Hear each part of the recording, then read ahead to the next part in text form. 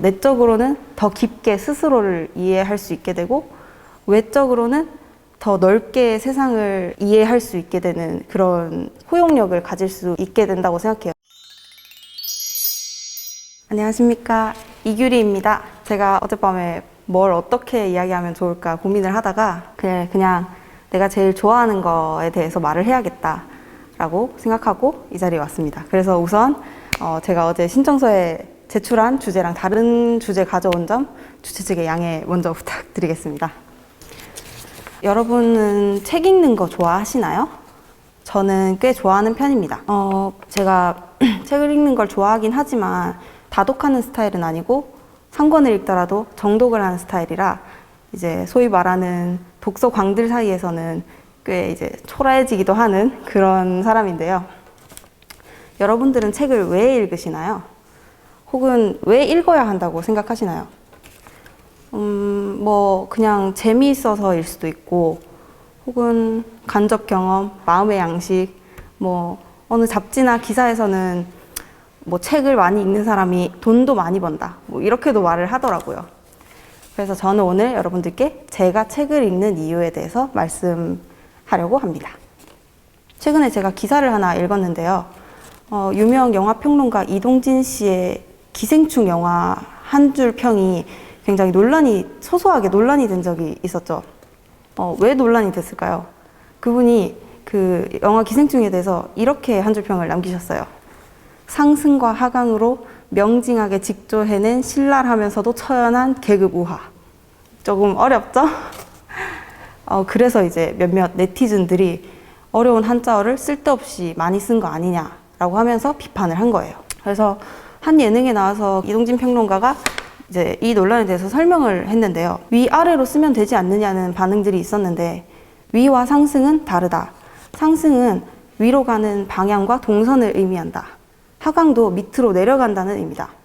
그리고 또 직조하다라는 거는 직조기를 가지고 가로줄과 세로줄로 뭔가를 짜는 걸 의미하죠. 앞에서 상승과 하강이라는 단어를 썼기 때문에 뒤에서 그에 어울리는 직조하다라는 동사를 사용한 겁니다. 여러분, 언어는 인풋이 없으면 아웃풋이 있을 수가 없어요. 아무리 모국어라고 해도 풍부한 어휘량을 위해서는 책을 읽는 게 필수입니다. 말의 맛이라는 게 있죠. 저는 어떤 상황과 그 감정에 꼭 맞는 어휘를 사용할 때 그 말맛이 살아난다고 생각합니다. 풍부한 어휘를 안다는 건 사고의 폭이 그만큼 넓어진다는 것과 같아요. 슬프다만 말할 수 있는 사람과 서럽다까지 말할 수 있는 사람은 그 느끼는 감정마저도 달라지는 거죠.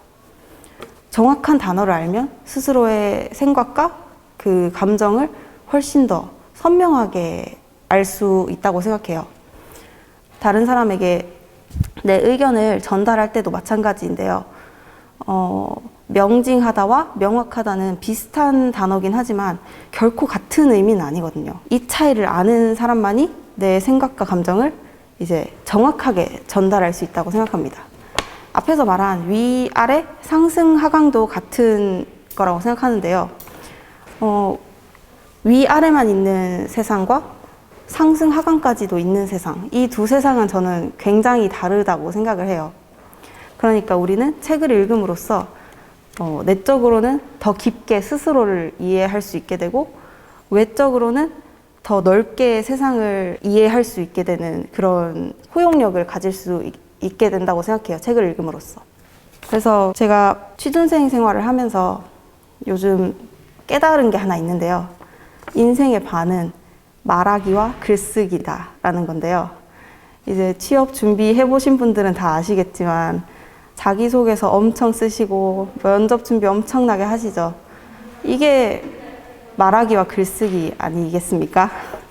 그럼 취업을 하고 나면 그게 끝이 날까요? 제가 지금 공단에서 인턴을 하고 있는데요.